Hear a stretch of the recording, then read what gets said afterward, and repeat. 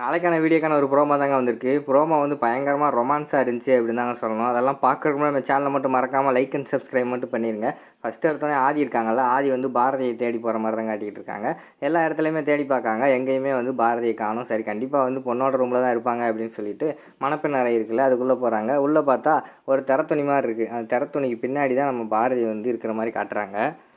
உள்ளே போய் நம்ம ஆதி வந்து ஒரு இடத்துல நிற்காங்க. நின்றுட்டு பாரதி அப்படிங்கிற மாதிரி கூப்பிட்றாங்க. பாரதி வந்து வரவே இல்லை. பாரதி வந்து என்ன ஆதி வந்திருக்காரோ அப்படின்னு சொல்லிட்டு நைஸாக திறத்துணியை மட்டும் விளக்கிட்டு மெதுவாக எட்டி பார்க்குற மாதிரி காட்டுறாங்க. அதை வந்து ஆதி வந்து பார்த்துடுறாரு. நேரடியாக பார்க்காம அங்கனக்குள்ளே வந்து ஒரு மிரர் இருக்குது. அதாவது மேக்கப் போடுறதுக்கெல்லாம் ஒரு மிரர் இருக்கும்ல மணப்பெண் அறையில். அந்த மிரரில் வந்து பாரதி வந்து பின்னாடி ஒளிஞ்சு நின்று பார்க்குறது வந்து அவர் கண்டுபிடிச்சிடுறாங்க. ஓ, இங்கே தான் ஒளிஞ்சிருக்கீங்களா பாரதி அப்படின்னு சொல்லிட்டு சிரிச்சுக்கிட்டேவும், சரி பாரதி இங்கே இல்லை போல், நம்ம வெளியில் போவோம் அப்படின்னு சொல்லிட்டு வெளியில் போகிறாங்க. அந்த நேரத்தில் வந்து நம்ம பாரதி வந்து எட்டி பார்த்துட்டு அந்த திறத்துணியில் மறைஞ்சிருக்காங்க. டக்குன்னு வேகமாக போய் நம்ம ஆதி இருக்கார்ல, ஆதி போய் அந்த டோர் இருக்குல்ல, டோரை வந்து வேகமாக பூட்டிட்டு அப்படியே லேசாக திறந்து வச்சுட்டு போகிற மாதிரி உள்ளே வந்து கதவுக்கு பின்னாடி போய் ஒளிஞ்சுக்கிறாரு.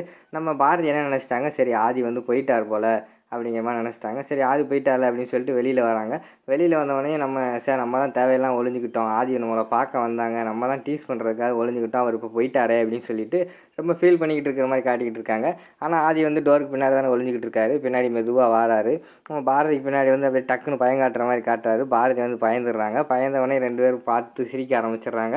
அடுத்து 2 பேரும் வந்து கண்ணும் பார்த்துக்கிட்டு இருக்கிற மாதிரி காட்டிக்கிட்டு இருக்காங்க. அம்மாடி உன் அழகு செம்ம தூளுன்னு ஒரு பாட்டு இருக்குல்ல, அந்த பாட்டை வந்து பேக்ரவுண்டில் போட்டு விட்டுறாங்க. போட்டு விட்டவொடனே நம்ம ஆதி வந்து உதட்டில் வந்து கிஸ் கொடுக்க வராங்க. பாரதி வந்து பிடிக்காத மாதிரி டக்குன்னு ஆதியை தள்ளி விடுற மாதிரி காட்டுறாங்க. உடனே ஆதி வந்து என்ன செஞ்சிட்டாரு, கொஞ்சம் கோவப்படுற மாதிரி ஃபேஸை வச்சுக்கிட்டாரு. சரி கோவப்பட்டார் போல் அப்படின்னு சொல்லிட்டு அடுத்து பாரதி மெதுவாக ஆதியோட கன்னத்தில் போய் கிஸ் பண்ணுற மாதிரி காட்டுறாங்க.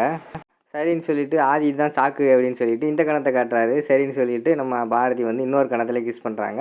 அதுக்கடுத்து வந்து நெத்தியை காட்டுறாங்க. நெத்தியில் கிஸ் பண்ணுங்க அப்படிங்கிற நெத்தியில் கை வச்சு காட்டுறாங்க. சரின்னு சொல்லிட்டு பாரதி நெத்தியிலையும் கிஸ் பண்ணுறாங்க.